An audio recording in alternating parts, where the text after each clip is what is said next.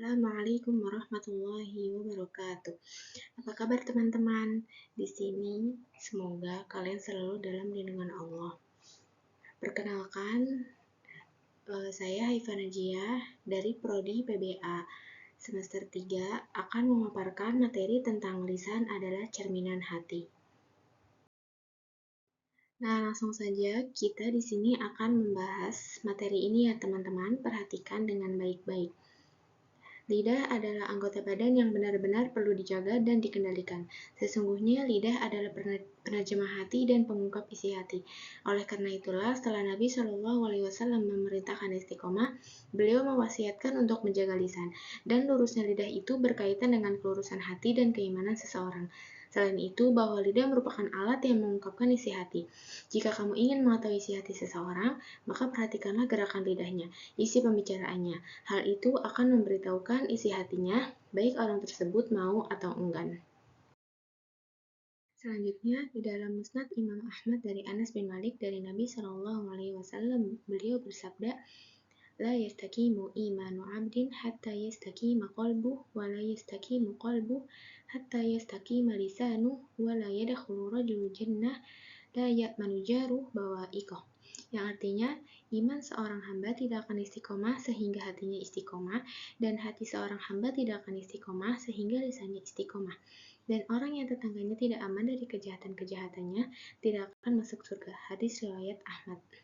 Dihasankan oleh Syekh Salim Al-Hilali dalam Bahjatun Nasihir. Oleh karena itulah, pantasnya seorang mukmin menjaga lidahnya. Tahukah kamu jaminan bagi orang yang menjaga lidahnya dengan baik? Nabi Muhammad SAW bersabda, "Man yadman li ma baina lahyaihi wa ma baina rijlaihi atman lahul jannah." Yang artinya, siapa yang menjamin untukku apa yang ada di antara dua rahangnya dan apa yang ada di antara dua kakinya, niscaya aku menjamin surga baginya. Hadis riwayat Bukhari Tirmizi.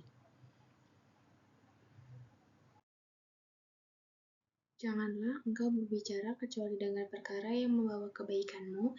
Betahlah tinggal di dalam rumah dengan melakukan ketaatan-ketaatan, dan hendaklah engkau menyelesaikan kesalahanmu dengan cara menangis. Dan Imam Syafi'i telah berkata, jika seseorang menghendaki berbicara, maka sebelum dia berbicara, hendaklah berpikir. Jika nampak jelas maslahatnya, dia berbicara. Dan jika dia ragu-ragu, maka dia tidak berbicara sampai jelas maslahatnya.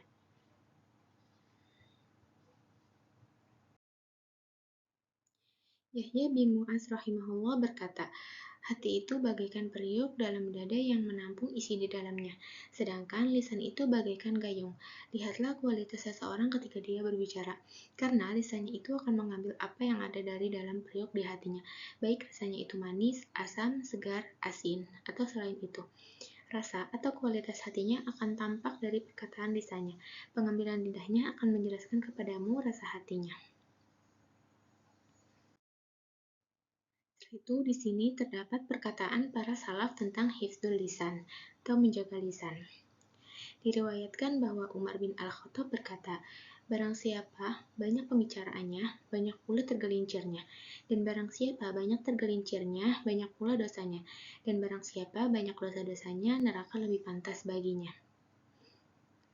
Dan diriwayatkan juga bahwa seorang salaf mengatakan, diam adalah ibadah tanpa kelelahan, keindahan tanpa perhiasan, kewibawaan tanpa kekuasaan.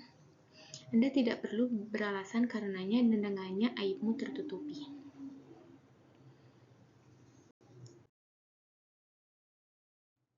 Di sini terdapat juga di antara ketergelinciran lisan. Yang pertama, mencela makhluk yang tidak dapat berbuat apa-apa. Lidah ini begitu mudah mengucapkan perkataan seperti ini, padahal makhluk yang kita cela tersebut tidak mampu berbuat apa-apa kecuali atas kehendak Allah. Mencaci waktu, angin, dan hujan pada dasarnya telah mencaci, mengganggu, dan menyakiti yang telah menciptakan dan mengatur mereka, yaitu Allah Ta'ala. Yang kedua, seringnya berdusta. Hal ini juga sering dilakukan oleh kita saat ini. Dalam muamalah saja seringkali seperti itu. Hanya ingin mendapat untung yang besar, seorang tukang bangunan rela berdusta. Hanya semuanya sebenarnya 30.000, namun tukang tersebut mengatakan pada juragannya bahwa harganya 40.000.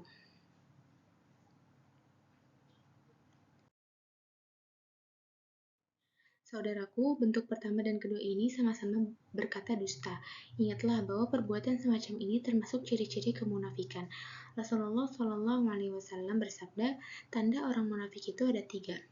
Jika berkata dia dusta, jika berjanji dia menyelisihinya, dan jika diberi amanah, dia berkhianat. Hadis riwayat Bukhari Muslim. Nah, inilah diantara 2 bentuk ketergelinciran lisan dan masih banyak sekali bentuk yang lainnya.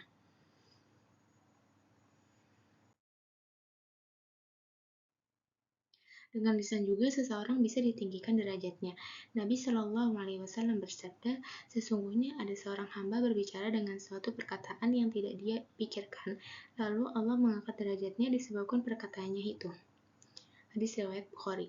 Ketinggian derajat di sini bisa diperoleh jika lisan selalu diarahkan pada perkara kebaikan, diantaranya dengan berdoa, membaca Al-Quran, berdakwah di jalan Allah, mengajarkan orang lain di majelis ilmu, dan sebagainya. Atau dengan kata lain, ketinggian derajat tersebut bisa diperoleh dengan mengarahkan lisan pada perkara-perkara yang Allah ridhoi.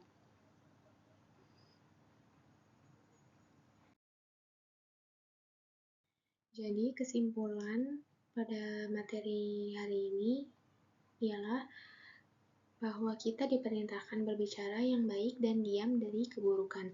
Jika berbicara, hendaklah sesuai dengan keperluannya.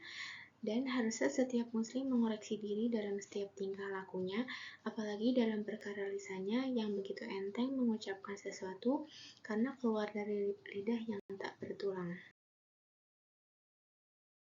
Dan di sini saya mengambil referensi dari rumaiso.com, muslim.org, dan almanhaj.org.